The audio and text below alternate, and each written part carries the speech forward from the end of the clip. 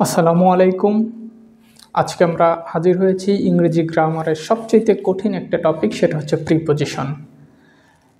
এমন কোনো পরীক্ষা নেই যেখানে প্রিপোজিশন আসে না। আমরা ছোটবেলা থেকে এখন পর্যন্ত প্রত্যেকটা ক্লাসে প্রিপোজিশন পড়েছি। তো আজকে আমরা দেখব কি করে খুব সহজে প্রিপোজিশন শেখা যায়। তো আমরা জানি বিভিন্ন ওয়েতে প্রিপোজিশন আসে, যেরকম মিনিং অনুযায়ী preposition, appropriate preposition, group verb বা ফ্রেজাল ভার্ব, সব মিলিয়ে আমরা আজকে মিনিং অনুযায়ী অর্থাৎ মানে অনুযায়ী কি করে প্রিপোজিশন আমরা বসাবো সেটা আমরা জানব। তো আমরা প্রথমে জানবো প্রিপোজিশনটা আসলে কি। আমরা জানি প্রি অর্থ পূর্বে এবং পজিশন অর্থ অবস্থান, অর্থাৎ প্রিপোজিশন এর বাংলা হচ্ছে পূর্বে অবস্থান। অর্থাৎ যে শব্দগুলো কোনো নাউন বা প্রোনাউনের ঠিক পূর্বে বসে বাক্যের অন্য কোনো শব্দ বা কোনো পুরো বাক্যের সাথে একটা সম্পর্ক প্রকাশ করে তাকেই বলা হয় প্রিপোজিশন। তার মানে বোঝা গেল যে প্রিপোজিশন অবশ্যই কোনো নাউন বা প্রোনাউনের পূর্বে বসবে, আর প্রিপোজিশনের পরে সবসময় নাউন বসবে। তাহলে প্রিপোজিশনের কাজ কি? প্রিপোজিশনের কাজ হচ্ছে কোনো বাক্যকে বড় করা, অর্থাৎ বাক্যের নাউন বা প্রোনাউনের সঙ্গে বাক্যের একটা সম্পর্ক তৈরি করা। এখন আমরা এই কয়েকটি প্রিপোজিশন কি করে এই চিত্রের সাহায্যে খুব শর্টকাট ওয়েতে মনে রাখা যায় সেটা নিয়ে আমরা আজকে আলোচনা করব। আমি এখানে একটা বৃত্ত অঙ্কন করেছি, এটার মাধ্যমে আমরা প্রিপোজিশনের ব্যবহারটা দেখব। যেরকম আমরা যদি দেখি যে অনের ব্যবহার, যে কোনো কিছুর উপরে যদি লেগে থাকে তাহলে সেখানে আমরা অন বসাবো। যেরকম একটা বাক্য লিখি, অর্থাৎ আমি একটা বাক্য লিখলাম, the book is on the table. এখানে অন অন মানে আমরা বললাম যে কোনো কিছুর উপরে যদি লেগে থাকে তাহলে বইটি টেবিলের উপরে লেগে আছে, এই জন্য কোনো কিছুর উপরে লেগে থাকলে অন বসে। তারপর ওভার, ওভার হচ্ছে কোনো কিছুর উপরে কিন্তু লেগে নেই যদি বোঝায়, এবং সেটা যদি অবশ্যই চলন্ত হয় তাহলে সেটা ওভার বসে। আমরা উদাহরণ দেখি, আমি একটি বাক্য লিখেছি যে the bird is flying over my head, অর্থাৎ একটি পাখি আমার মাথার উপর দিয়ে উড়ে যাচ্ছে। তার মানে আমরা বললাম যে কোনো কিছুর উপরে বোঝাবে কিন্তু সেটা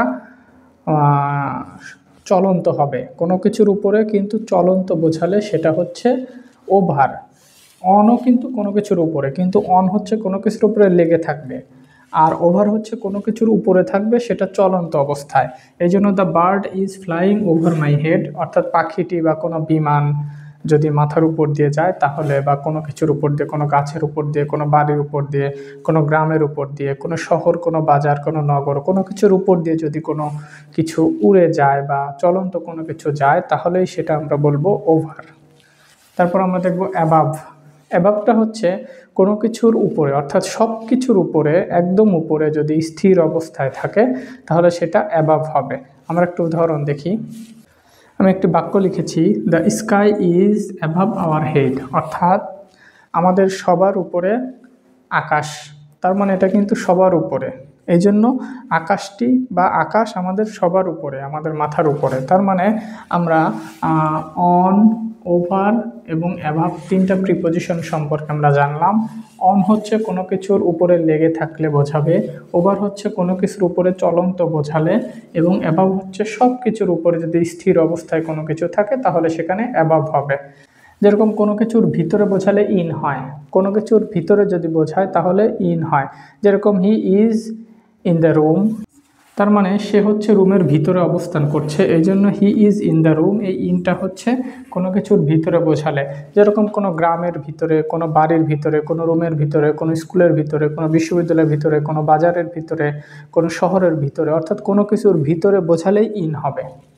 তারপরে অ্যাট, অ্যাট হচ্ছে কোনো কিছুর ভিতরেরও ভিতরে যদি বোঝায়, অর্থাৎ এই যে সব কিছুর ভিতরে ইন, এখন এর ভিতরে যদি হয় তাহলে অ্যাট, অর্থাৎ একটু ছোট জায়গায় হলে।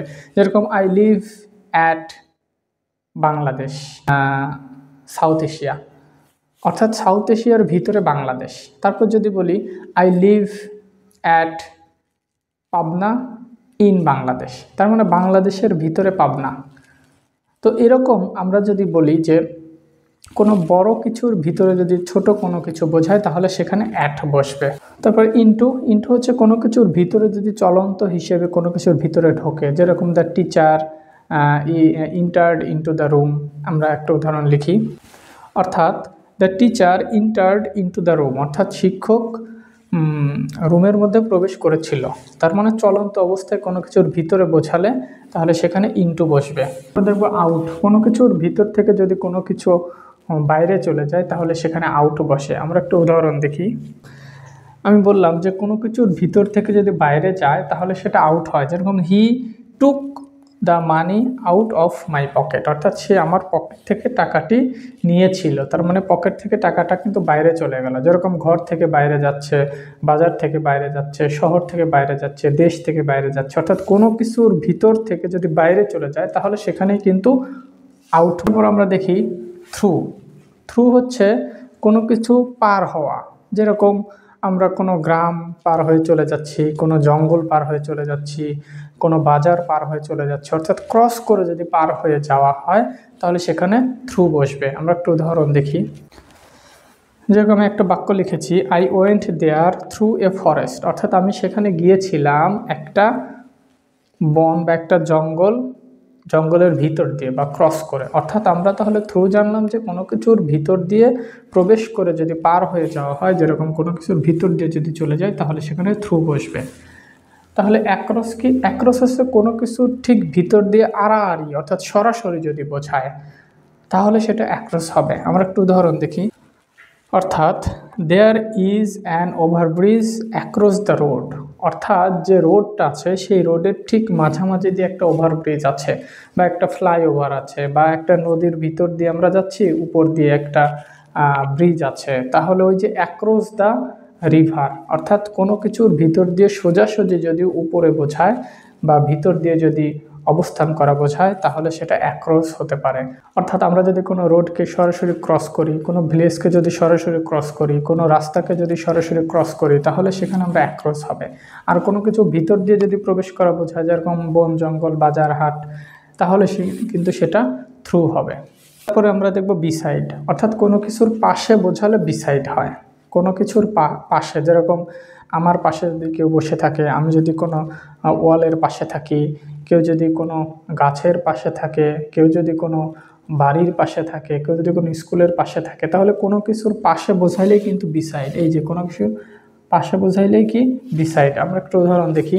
হি was standing beside his car, অর্থাৎ সে তার গাড়ির ঠিক পাশেই দাঁড়িয়েছিল। অর্থাৎ আমরা বললাম যে কোনো কিছুর পাশে বোঝাইলেই কিন্তু বিসাইড হবে। এখন আমরা দেখব আন্ডার এবং বিলো। আন্ডার বা বিলো হচ্ছে কোনো কিছুর নিচে বোঝালে। যেরকম যদি কোনো টেবিলের নিচে কিছু থাকে, কোনো বাড়ির নিচে, কোনো গাছের নিচে, কোনো ছাদের নিচে, অর্থাৎ কোনো কিছুর ঠিক নিচে হলেই সেটা আন্ডার হবে। আমরা একটু উদাহরণ দেখি। There is a cat under the table, অর্থাৎ একটা বিড়াল টেবিলের নিচে অবস্থান করছে, এই জন্য আমরা এখানে আন্ডার দিলাম। তাহলে আমরা কয়েকটি প্রিপোজিশন খুব সহজে কিন্তু আমরা শিখে ফেললাম একটা বৃত্ত দিয়ে, যে কোথায় কোন প্রিপোজিশনটা আমরা বসাবো। তো পরবর্তীতে আমরা আরও বাকি প্রিপোজিশনগুলো নিয়ে আসব। তো আজকের মতো এখানেই, ধন্যবাদ সবাইকে। আসসালামু আলাইকুম।